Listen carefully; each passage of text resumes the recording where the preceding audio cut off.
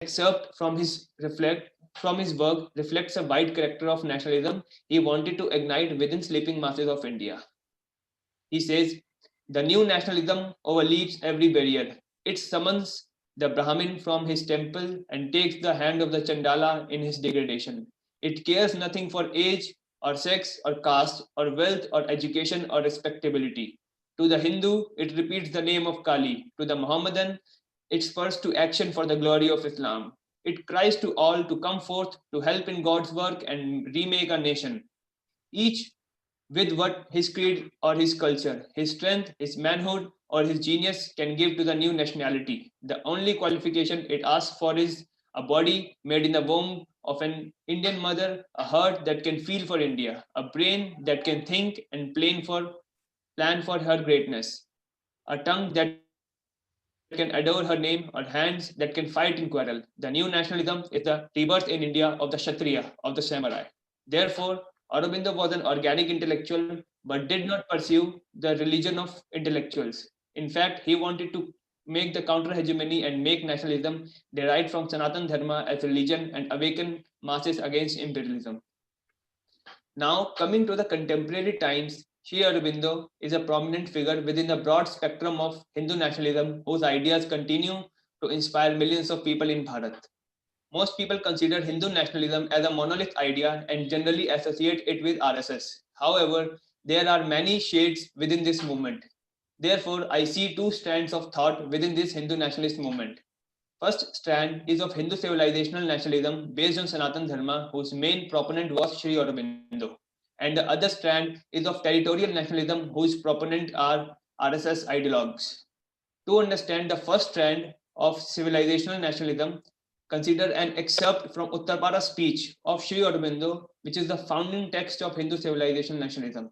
He says, when therefore it is said that India shall rise, it is the Sanatan Dharma that shall rise. It is for the Dharma and by Dharma that India exists. To magnify the religion is to magnify the country. The Hindu nation was born with Sanatan Dharma, and when and with it moves, and with it grows. When the Sanatan Dharma declines, then the nation declines. And if the Sanatan Dharma are capable of perishing, with the Sanatan Dharma it would perish. I say no longer that nationalism a creed, a religion, a faith. I say that it is the Sanatan Dharma which for us is nationalism. According to him, the basis for India as a geographical setting of civilization is because of Sanatan Dharma only. Historian Sitaram Goyal, Ram Sarup, and Dr. Conrad Els, etc., are some of the intellectuals who subscribe to this view of Hindu nationalism. On the other hand, the RSS reverses this whole idea of Sanatan Dharma as base for nationalism and morphs it into territorial nationalism. Consider this statement by the former RSS chief Balasaheb Devaras. When I use the word, he says, when I use the word, I use it in a national sense. The word Hindu does not connote any religion.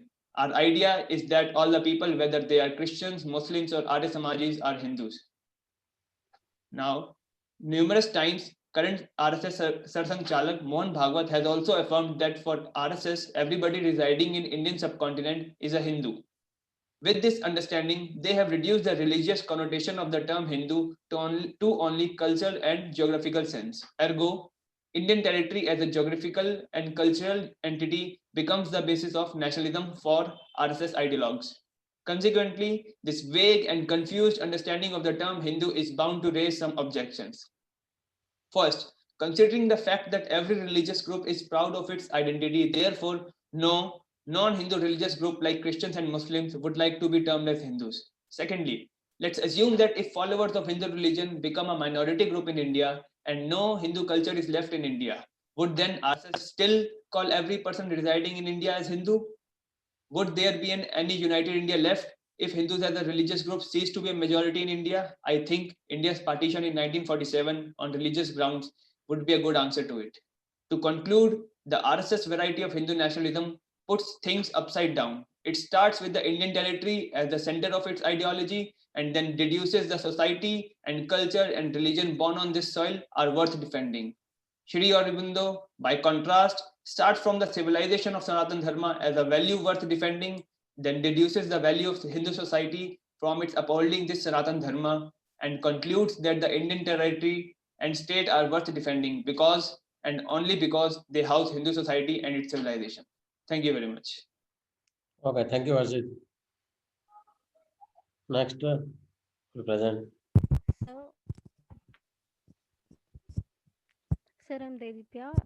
I'll be talking about folk religion, but I also took the same example as of Prithvi. But I see that it has the elements of popular religion as well. So, Okay. good morning, sir. I'll be starting with the concept of religion. Gramsci's concept of religion in the first, like a bit of it. And Gramsci's concept of religion is a complex one, and he has written extensively on religion than any other Marxist.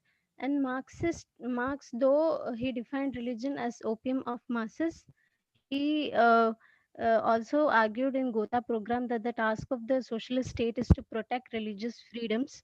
So Gramsci, Marx also took a complex strategy towards religion, and Gramsci was an atheist. He was anti-religious in his earlier writings, but believed in the destruction of religion. But also argues that before destroying it, we must understand it, and one must be critical of religion as well as sympathetic it too.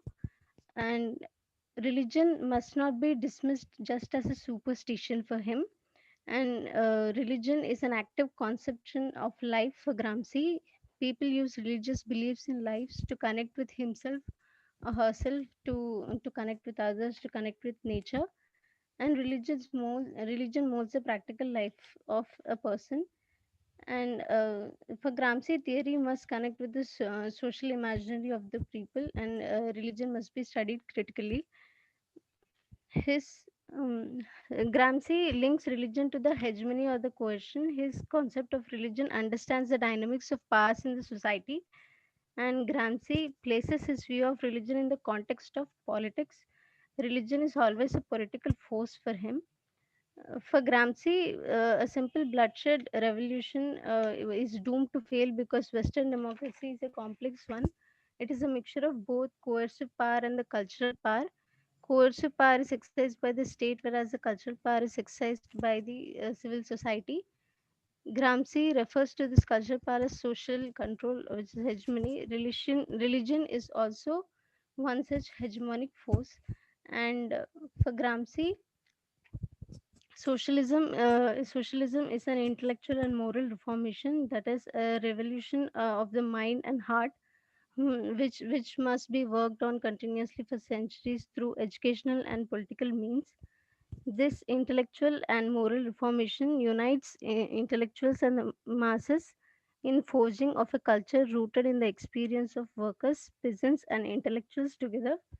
Now I'll be talking about folk religion and the example of Batkama. And folk religion, as you told in the class, it is not a widespread concept, and it is confined to regional and local spaces. It is restricted in time and space, and it is also a little unorganized local expression of religious common sense practiced by the small communities.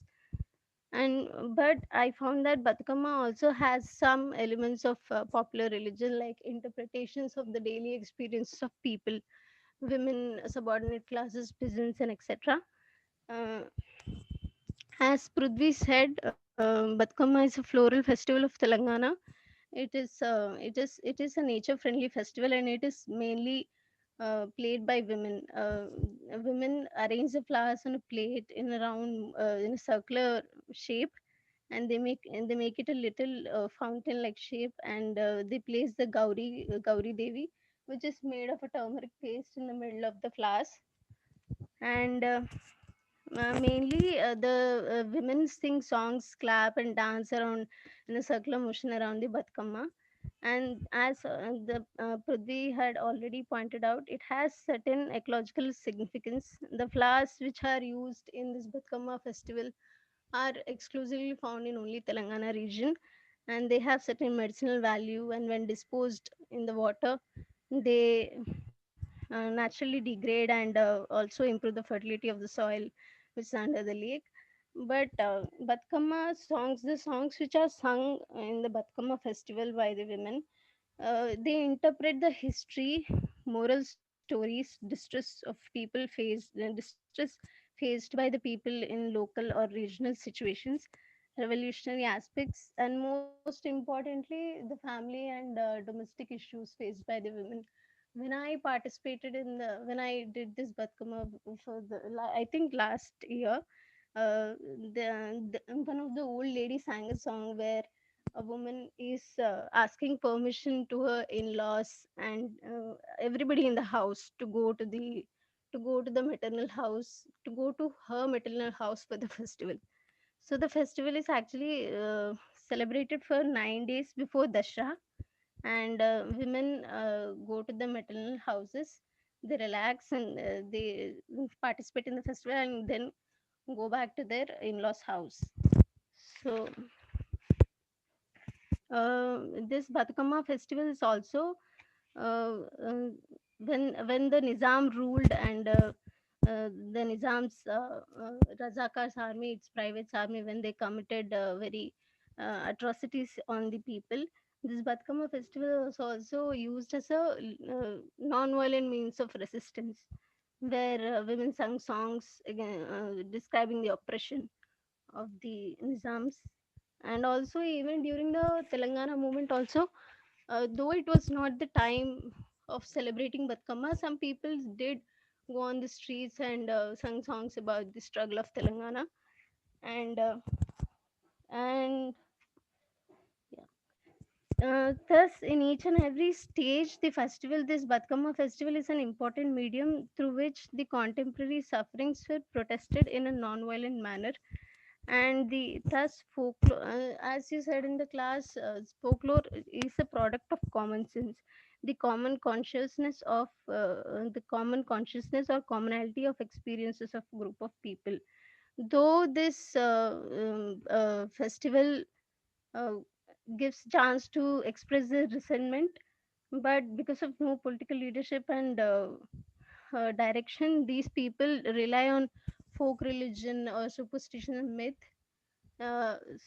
They do not have any particular, they are confined to just believing in the subordinate position, and the religion also doesn't give them the chance to go engage in the political activities. Thank you, sir. Thank you, Vijay. It's good. Sir, shall I start? Yeah, please. Okay. Hi, everyone. I would like to talk about Gramsci popular religion or religion of people. Okay. First of all, I just want to elaborate the significance of Gramsci religion in his prison notebooks and also the idea of his Gramsci scholars. Most of the concept develop in common sense religion. That in Gramsci notebook there is a less discussion of religion. That is because the most of Marxist intellectuals who claim to be atheist and secular, that pay less attention. They are said that religion doesn't provide the interesting sign point of knowledge. Religion is mythological and mistakable. Also, Gramsci scholars not pay attention to his notebook on religion, hegemony, civil society, political parties, and philosophical things. And most of the hegemony ideas, common sense, intellectual common sense, moral reformation, they are well developed by Gramscian context of history religion. Well, most of scholars not pay attention to the concept of Gramsci religions, and also most of his religion concept developed in context of Christianity, Catholicism, or Catholic religion, and history of an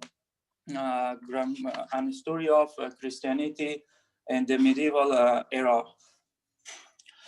Spiritism is one of aspect of religion, and also religion is a set of ethics Religion provides for ideological, and religion also provides sources for hegemony. So we are also discussing. There's also discussed about with the scholars about the Gramsci prison notebooks that from 400 pages of religion in Gramsci prison notebooks, only a few pages are translated. That in Gramsci notebooks. There is not discussion of religion exclusively. He talked about religion. He said about common sense, it's full of Catholicism on the history of Christianity. Gramsci scholars also try to talk a sense of political and social theory from his ideas dealing with religious context. Yet there is not religious preference at all. So from anthropological classification view, there are three forms of religions.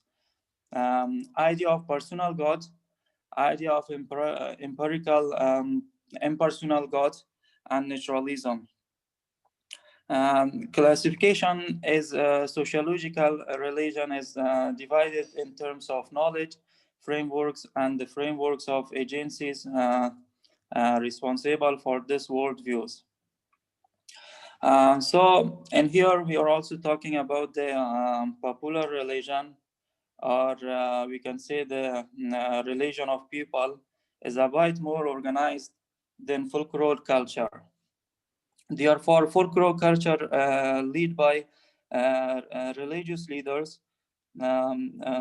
popular religion revolt against Christianity and against the Catholic domination, remove the present and underground sacrifices life, their life that popular religion is fight for separation of state from church, and also reformation for Catholic Church. Without this we can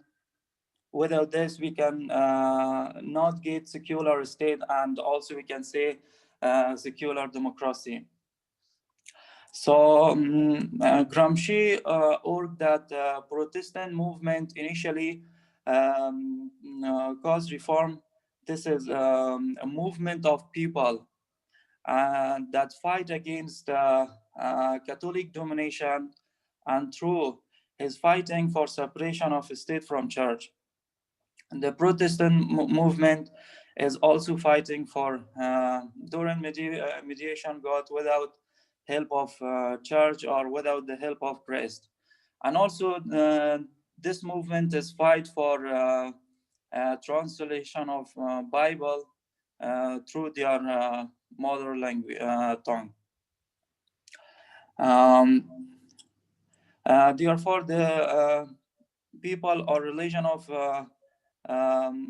people movement involve the ideas of personal God, that they are said God is that they are said the God is exists inside my heart or my soul. If we are talking in hierarchical systems of religion, we can say that common sense is at bottom, and also we can say that folklore religion is above. Then above that is religion of people, which is much more organized, and also Gramsci urged that Protestant movement it's an expression of religion of people initiate moral intellectual reformation of Catholic religion. Christianity, that Catholicism symbolized the entire of Christianity. Gramsci said that the Protestant movement initiate his favorite intellectual moral reformation of religion.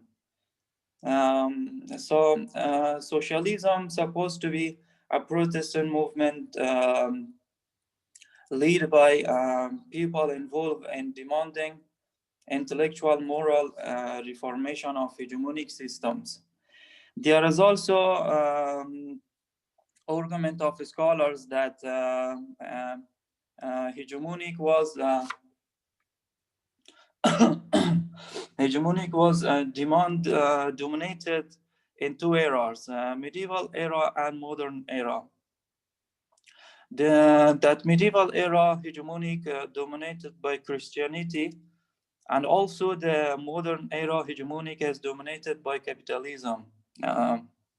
Therefore, task of socialism is a smaller task with the Protestant movement carry against Catholic domination. Intellectual moral reformation of religion was carried out by Luther. Similarly, that Marx or that we did believe carrying out intellectual moral reformation. Socialism must initiate it in era and period. So Gramsci talked about Christianity, that it is also a religion of people. It's not a religion of elite, and he said that this religion is not led by a noble peoples, but this religion is led by ordinary people, like farmer peoples, worker sections, these people. So there's also an argument of scholars that rise of Jesus as intellectually leader of Christianity present being religion of people. Gramsci notes that um, um, is modern leader present, and also the one scholar Luther is modern leader present that many forms of Christianity try to connect Jesus to the heart of millions of people in Western world. And also the institutional forms of religion which Christianity is assumed in the era of Catholic domination led by religions of people. And the idea of impersonal God is resists in the hearts of millions of peoples. Gramsci argued that religion of people essentially organized organized expression of people, and Protestant against the hegemonic religion or hegemonic system could be Catholic Church or could be a state domination. Religion of people is in many forms an era, and each form is against orthodox. Well, religion of people essentially develop against hegemonic culture practiced by society or religion. The era Christianity was against slavery and religious Catholic Orthodox, or devolve against the control of the state by church. Therefore, Gramsci or that religion of people by nature or um,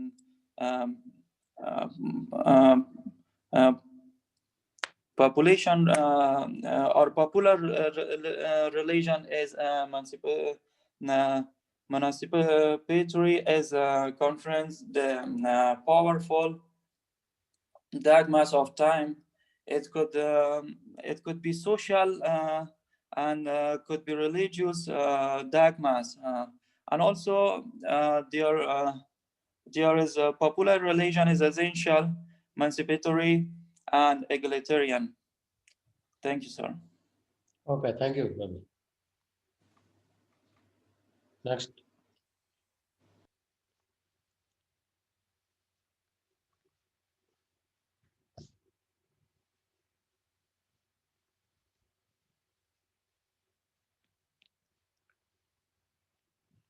Oh, what's come next?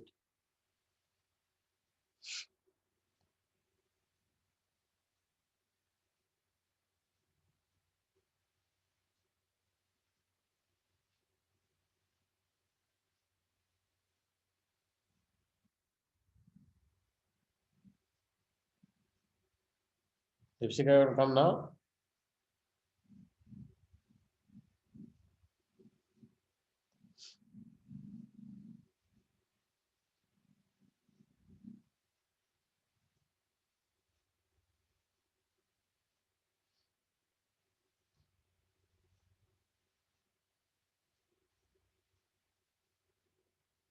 Deepsika, you want to speak now?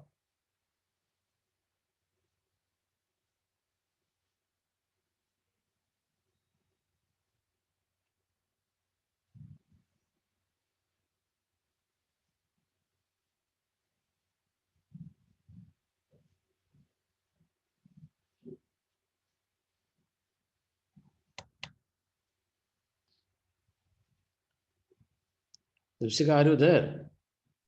Yes, sir. Can you hear me? Yeah. Okay, so good afternoon, everyone.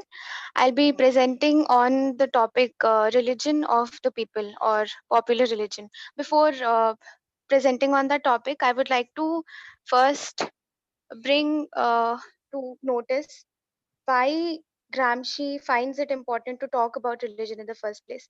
So, the principal concern for Gramsci is to understand the dynamics of power in a society, and therefore, religion is so important for him. Uh, and not just religion, but the historical organization of religion is very important for Gramsci. Now, in terms of the positive aspects of religion that Gramsci talks about, one thing that certain things that he affirms uh, to the qualities of religion are that it provides a base for hegemony. It is a realm of ideology. It is a realm of moral intellectual reformation. And also, it provides an active conception of the world, uh, or in other words, praxis. Now, religion of the people. What we mean by that is basically the religion of the dependent sections of the society, the subaltern sections of the society. Now, Gramsci argues, as Fulton states in his article, that uh, Gramsci sees religion of the people as that which is most alive and close in the experiences of the people, in the lived experiences of the people. It refers to the beliefs, morals, and practices which express in a religious way the needs and experiences of various groups of people, such as the subaltern or the dependent classes. Now, this religion is most obvious, spontaneous, because it is the direct experience of the subaltern classes. It gives a direct interpretation to that which is immediately experienced in nature as well as human relationships. Now, uh, this popular religion might draw upon, it does draw upon intellectual religion, but then it is more than intellectual religion. It questions the sophistication of intellectual religion. It challenges the hegemonic ideas of religion of intellectuals.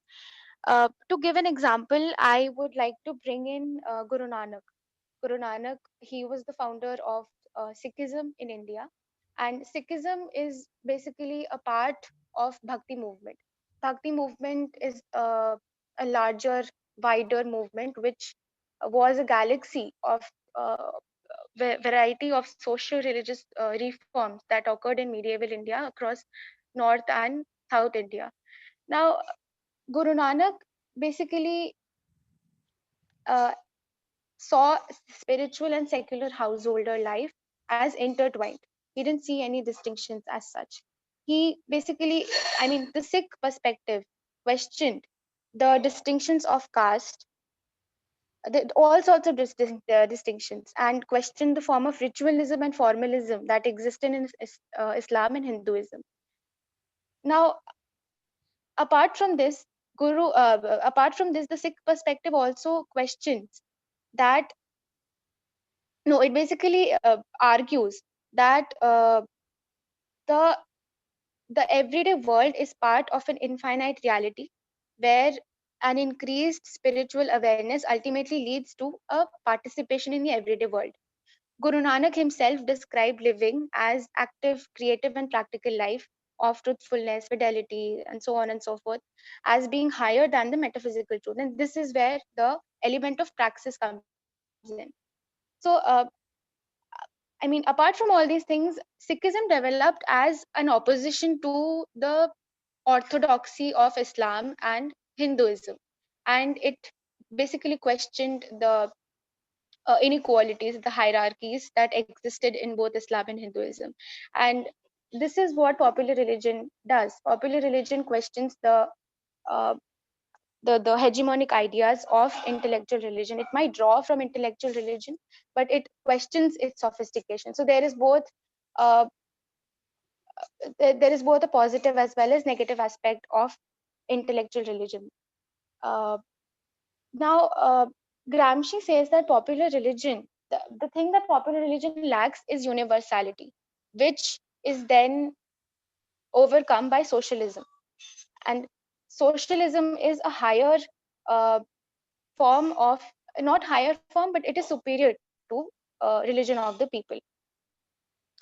So, yeah, I think that's what I could understand from religion of the people and how I could relate to an instance in the context of India. Thank you. Okay, thank you. Thank you, sir. Anybody else left out in the first group?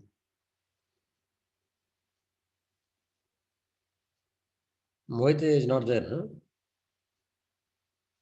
No, sir. Even Manoj is not there. He couldn't connect because of his network problems. He has Mohit, mailed you, sir, I think. Mohit must be having also network issue. Yes, sir. Closer to the cyclone area.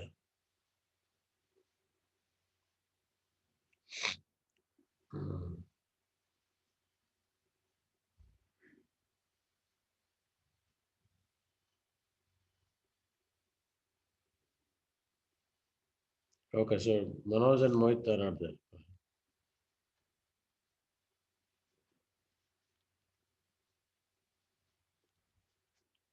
Cyclone has blown away Gramsci.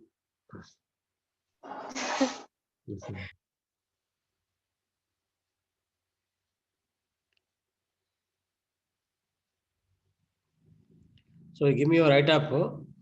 Send me by mail whenever you are ready. Already mailed you, sir. Already mail. Okay, fine. So, a writer for the presentation. Yeah. He's right. Okay, sir. Sir, I'll give it by the evening. Yeah, no problem.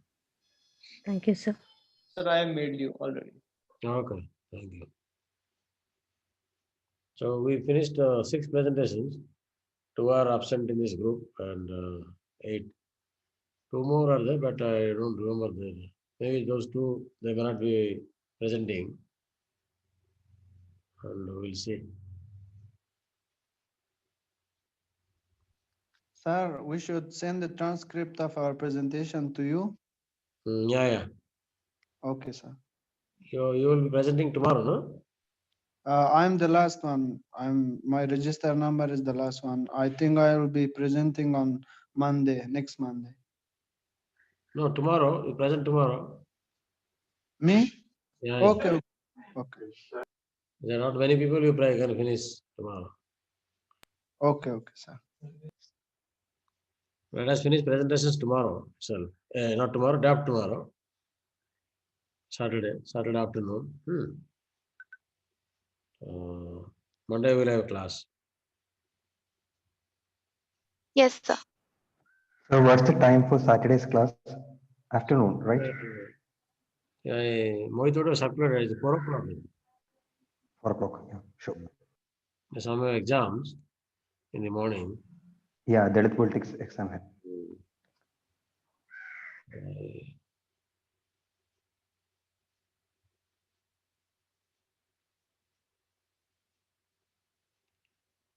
Okay, so I think the first group has finished. Manoj and Mohit are they giving presentations? Mohit, Manoj and Mohit? So Manoj has mailed you about the problems that he is facing, and also I think he'll be mailing you the presentation itself, I think. Okay, fine. Mohit, Sir, Marat to talk because presenting, he sir, has I to think. do this.